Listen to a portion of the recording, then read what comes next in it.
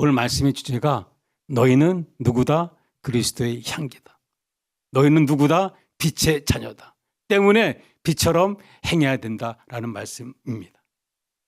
사실 오늘 사도 바울이 고린도 후서를 쓰면서 매우 근심하고 탄식하고 애통하면서 눈물로 이 편지를 썼다고 합니다.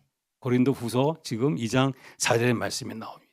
왜냐하면 사도 바울이 앞서 고린도 전서를 쓰면서 많은 교회의 문제점에 대해서 질책을 하고 권면을 하고 너희들이 그러지 말라고 부탁의 말을 했습니다. 다행히 그들이 그 말을 듣고 많이 고쳤고 많이 그렇게 사도 바울의 말에 따라서 순종을 했습니다. 그런데 또 어느 날 들어보니까 그들이 여전히 아직도 그와 같은 그 악행 가운데 나쁜 습 가운데 살고 있다는 말을 듣고 심히 통탄합니다. 그래서 오늘 고린도 후서를 쓰게 됐는데 어떻게 썼냐면 내가 너희들한테 그렇게 간절하게 그 부탁을 했는데 왜 그렇게밖에 못했느냐. 내가 다시 너한테 편지하노니 제발 내 마음을 이해해주고 내 애통하는 마음을 이해해주고 내 뜻대로 좀 말씀을 들었으면 좋겠다. 내가 이때까지 사역한 것들을 봐라. 내가 매를 수없이 많고 감옥에 들어가서 고생을 하고 여러 죽을 고생을 하면서도 이렇게 열심히 복음을 전하는 게 내 자랑을 위해서 하는 거 아니지 않느냐. 내가 내 유익이 되라고 나에게 기쁨이 되라고 너희들에게 이렇게 하지 말라 이렇게 했으면 좋겠다라고 얘기한 거 아니지 않느냐. 제발 내 말을 잘 듣고 좀 따라줬으면 좋겠다. 내가 이 말을 하는 것이 또 혹시나 너희들에게 근심이 되지 않기를 원한다. 너희들이 기쁨으로 내 얘기를 듣고 우리가 다시 만날 때 서로 기뻐하고 감사하는 그러한 모습이 됐으면 좋겠다고 말을 합니다. 우리가 부모님도 마찬가지예요. 자식이 잘못하면 매를 들고 막 화를 내지 않습니까? 왜 너 게임기 그만하라니까 이렇게 많이 해? 너 왜 학교에 안 가? 가서 공부해서 훌륭한 사람이 돼야지. 왜 딴 데 가가지고 놀다 오고 그래? 라고 나무라지 않습니까?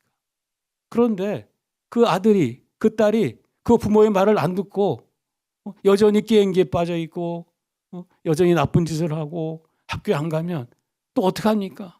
야, 막 때립니까? 물론 때릴 수도 있죠. 때리지만 부탁을 하지 않습니까? 야, 제발 내 말 좀 들어. 하나님 말씀 다음에 부모의 말을 잘 들어야지. 내가 아침에 일찍 일어나서 일하고 밤늦도록 일하는 것이 누구를 위해서 일하는 것이냐? 너희들 자식들이 잘 되기 위해서 내가 너희들한테 조금이라도 보탬이 되기 위해서 일하는 것 아니냐? 내 심정을 좀 이해해 달라고 간곡히 말하지 않습니까? 그와 같은 심정으로 오늘 사도 바울이 고린도 후서를 썼습니다. 그래서 쓰면서도 불안한 거예요. 자기가 얘기한 것들을 또 교인들이 오해하고 또 불평하고 불만할까 봐. 그래서 간곡히 부탁하는 거예요. 내가 얘기하는 거 너희들 시험하는 거 아니다. 근심이 되게 하라고 하는 거 아니니까 내 말 잘 이해해 두고 나를 용납하고 내게 속뜻을 알고 순종했으면 좋겠다. 우리가 서로 만날 때는 기쁨으로 감사함으로 만나고 아이고 사도 바울 선생님 때문에 내가 이렇게 잘 됐습니다. 우리 교회가 잘 됐습니다. 감사합니다. 이런 말을 서로 하는 우리가 되자라고 말을 하고 있습니다. 그러면서 또 하나 부탁을 합니다. 너희들 교회를 혼란케 하는 사람들, 교회를 어지럽게 하는 사람들, 너를 시험에 들게 하는 사람들 용서하라고 합니다.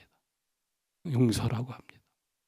그들이 하나님 앞에 가서 물론 심판을 받고 벌을 받겠지만 그거는 하나님과 그 사람의 문제고 너희는 그들을 용서하라고 합니다. 그래서 어떻게 하냐? 차라리 용서하라고 합니다. 우리 마태복음에도 보게 되면 내가 너희를 용서한 것처럼 너희는 서로 용서하라고 합니다. 만일 너희가 용서하지 않으면 나도 너희를 용서하지 않겠다고 말씀을 하십니다. 우리가 주 안에서 우리가 서로 용서하는 사람이 되야 될 줄로 믿습니다. 고린도 교회에 어떤 문제가 있었길래 사도 바울이 이렇게 통탄하면서 부탁을 했을까요? 그 고린도전서 보게 되면 여러 가지가 나옵니다. 그중에 몇 가지만 저희가 말씀을 드리면서 우리 공동체도 그 말씀 가운데 교훈을 받았으면 좋겠어요. 첫째가 교회 내에 파벌이 있다는 거예요. 단순히 세례받은 거 가지고 나는 사도 바울한테 세례받았으니까 사울파다. 나는 아볼로한테 세례받았으니까 아볼로파다. 나는 시몬한테 세례받았으니까 시몬파, 게바파다라고 합니다. 이렇게 쓸데없는 거 가지고 당을 짓고 서로 분쟁하는 거예요. 이러면 되겠습니까? 예를 들어서 우리 공동체 안에 나는 송혜원 목사님이 좋아서 송혜원 목사님 파다. 나는 유진무 목사님이 남자다워서 유진무 목사님 파다. 뭐 박재원 목사님, 배영남 목사님 파다라고 하면 되겠습니까? 안 되죠. 당연히 안 됩니다. 우리는 같은 하나님의 은사 따라 받은 직분 따라서 목사요, 성도일 뿐입니다. 우리는 다 또한 죄인들입니다. 오직 우리는 예수 믿고 그 은혜로 의인이 된, 믿음으로 의인이 된 사람들입니다. 때문에 우리는 너나 나나 오직 예수 그리스도의 파인 줄로 믿습니다. 우리는 주 안에서 한 형제요 자매인 것을 믿고 서로 용서하고 사랑하는 우리가 되야 될 줄로 믿습니다. 두 번째, 음란의 문제가 있었습니다. 굉장히 그 당시에 고린도라는 도시가 음란했던 그런 도시였던 것 같아요. 그래서 그런지 모르지만 교회 내에도 여전히 음란한 일이 일어났던 것 같아요. 거기에 우리 고린도전서 5장 1절 2절에 보니까 누가 그 아버지 아내를 취하였다 하더라라고 말씀하십니다. 어떤 사람이 자기 아버지의 여자를 취하는 것이에요. 그러면서 말씀하시기를 너희가 어찌하여 그들을 쫓아내지 않느냐라고 크게 질책을 하는 것을 볼 수가 있습니다. 아버지의 아내 그 여자를 취한다는 거 얼마나 이게 성적으로 문란한 일입니까? 이것이 교회 안에서 일어났다는 얘기입니다. 상상이 안 가는 일입니다. 그런데 이 안 가는 일들이 일어나요. 제가 속해 있던 그랬던 교회에서도 어느 날 담임 목사님이 이혼을 하셨어요. 너무나 멋진 그 사모님인데 이혼을 하셨어요. 그리고 교회에 있는 어떤 안수 집사님 그 아내를 자기의 랑 결혼하라고 하나님이 명령하셨다는 거예요. 도무지 이런 일이 일어납니까? 정말 신실하던 목사님이셨어요. 저랑 어디 나갔다 들어오고 저랑 같이 여러 번 이렇게 같이 다닐 때가 있는데 그 시간이 아까워서 3시간, 4시간 시간을 허비했으면은 교회에 들어가서 2배로 8시간 엎드려 기도하시던 목사님인데 어느 날 갑자기 이런 일이 일어났던 거예요. 교회가 난리가 났어요. 제가 생전 처음 하염없이 눈물을 흘렸던 데가 그때입니다. 옛날에 제가 눈물을 흘렸을 때는 내 스스로 내가 한탄스러워 막 울었는데 그 일이 있고 나서 어느 날 기도를 하는데 정말 정신없이 기도를 했어요. 눈물이 나. 나도 모르게. 하나님이 그 같은 은혜를 주셔서 그래도 끝까지 교회에 남아서 충성했던 기억이 납니다. 우리는 지금 영적 싸움의 시대를 살고 있어요. 세상을 가만히 보게 되면 정말 상식적인 일들이 일어나고 있어요. 비상식적인 일들이 상식처럼 일어나고 있고 법을 어기는 일들이 법이 없는 것처럼 이렇게 이루어지고 있어요. 우리가 깨어 기도해야 될 줄로 믿습니다. 우리가 깨어서 있어야 우리 영적 싸움에 이기는 하나님의 군사가 되는 줄로 믿습니다. 남편들아 너희 한 아내로 만족하라고 하십니다. 아내들이여 너에게 주어진 그 남편으로 기뻐하라고 말씀하십니다. 남자와 여자가 한 몸을 이루고 사는 것이 하나님의 뜻입니다. 남자와 남자가 사는 것, 여자와 여자가 사는 것 하나님의 뜻이 아닙니다. 잘 분별해서 이 시대에 믿음에 승리하는 저와 여러분이 되기를 소망합니다. 셋째, 교회 내에 다툼이 있는데 그거를 교회 내에서 해결하지 못하고 세상 법정으로 송사라는 일이 있었어요. 고린도전서 6장에 보게 되면 말씀하십니다. 너희들 내가 참 보기가 부끄럽다. 너희 가운데 이렇게 지혜로운 자가 없느냐? 교회 내에 일로 가지고 세상 밖으로 가서 고발을 하고 그러느냐? 차라리 내가 불의를 당하는 것이 낫지 않느냐? 차라리 내가 속는 것이 낫지 않느냐라고 사도 바울이 얘기합니다. 교회 안에 사사로운 일 가지고 떠들썩하게 하고 세상 밖에 나가서 그거를 법정 싸움으로 하고 하는 거 결코 하나님의 뜻이 아닙니다. 근데 사실 많아요. 지금 제가 듣기에도 많습니다. 목사님이 바뀌면서 전임 목사님이 했던 일 가지고 그거를 교회 안에서 해결하지 못하고 그거를 문제 삼아서 소송으로 가는 경우도 많이 봤습니다. 얼마나 부끄럽습니까? 소송비용은 안 들어갑니까? 너무나 어리석고 미련한 짓들이 많이 일어납니다. 말씀합니다. 차라리 너희가 쏟고 너희가 불의를 당하는 것이 낫다라고 말씀을 하십니다. 우리가 조금 손해보더라도 하나님 나라와 의를 위해서 우리가 참고 견디고 오직 하나님의 은혜를 믿고 따르는 저와 여러분이 되기를 축복합니다. 마지막으로 한 가지만 더 보겠습니다. 부활의 문제가 있습니다. 이게 정말로 중요한, 예수님이 십자가에 죽으시고 부활하셨다라고 우리가 사복음서에 여러 성경에 나와 있는데 또 불구하고 많은 사람들 그들 가운데 부활을 믿지 않은 사람들이 있었다는 겁니다. 그래서 우리 고린도 15장에 보니까 사도 바울이 아주 간절하게 얘기합니다. 장사 지냈되었다가 성경대로 예수님이 살아나셨다. 그 예수님이 개바에게 보이시고 12제자에게도 보이셨다. 그 후에 500여 형제들에게 일시에 보이셨고 그 후에 모든 사람들에게 또 맨 나중에는 만삭되지 못한 나에게도 보이셨다고 얘기를 합니다. 마태복음 28장, 마가복음 16장에도 말했습니다. 그가 말씀하신 대로 살아나셨다고 말씀을 하십니다. 예수님 부활하셨습니다. 부활 승천하셨습니다.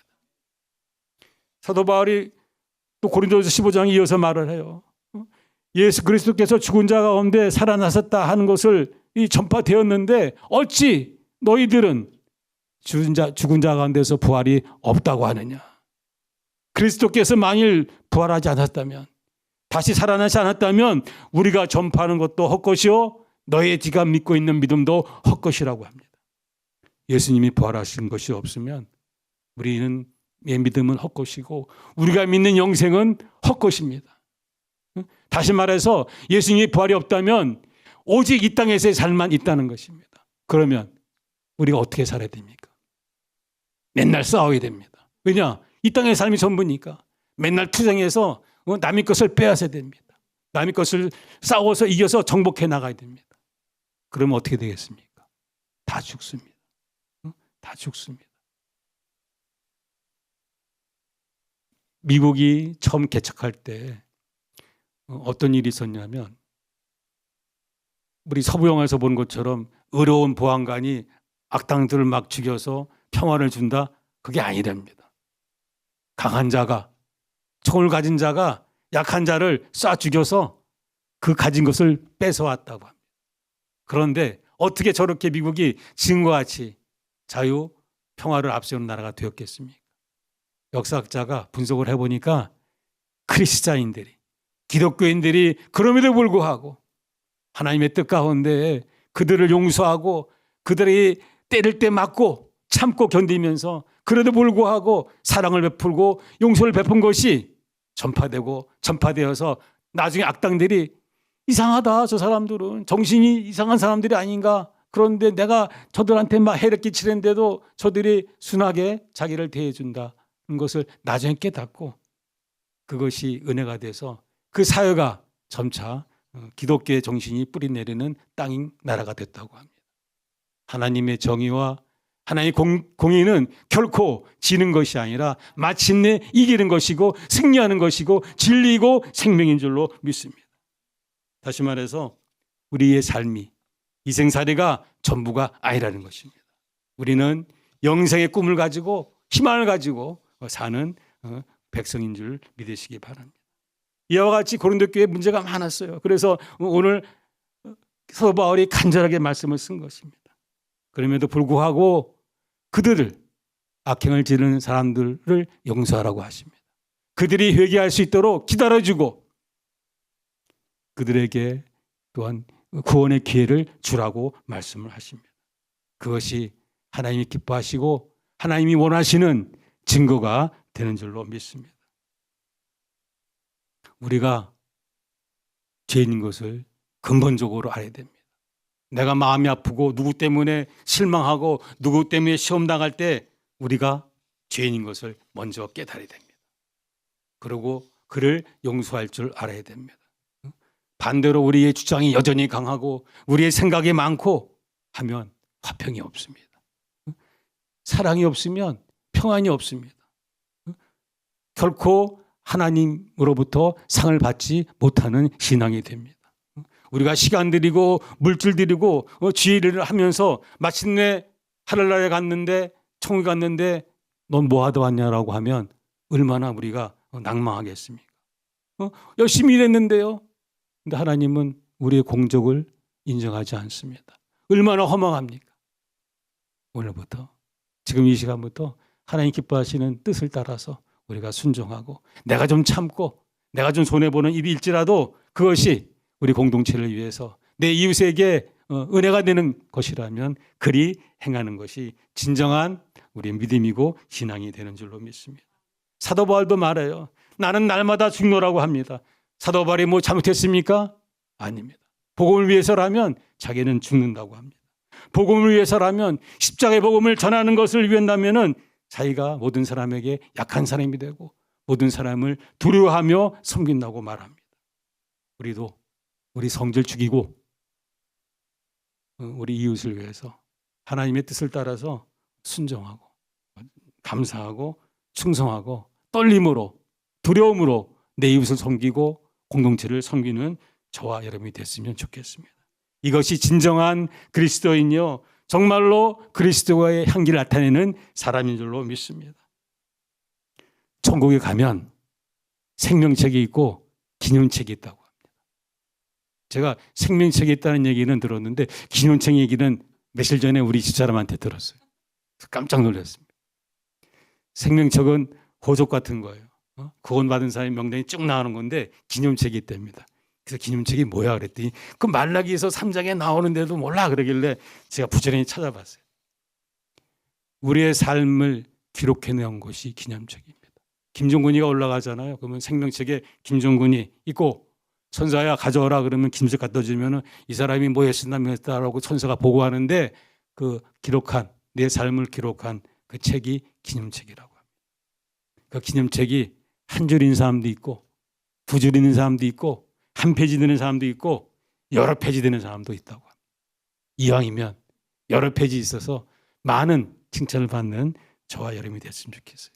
말라기 3장이 뭐라고 나오냐면 너희가 여호와 앞에 기념책에 너희가 기록된다라고 말합니다. 그때 너희가 어떤 사람이 의인인지 악인인지 분별할 수 있고 하나님을 섬기는 자인지 섬기지 아니하는 자가 분별된다고 합니다.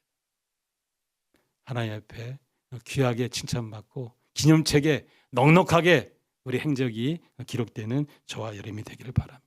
제가 며칠 전에 선교 모임을 갔어요. 시니어 모임을 갔더니 그 목사님이 그러시더라고요. 자기 성도들한테 늘 하는 말이 있대요.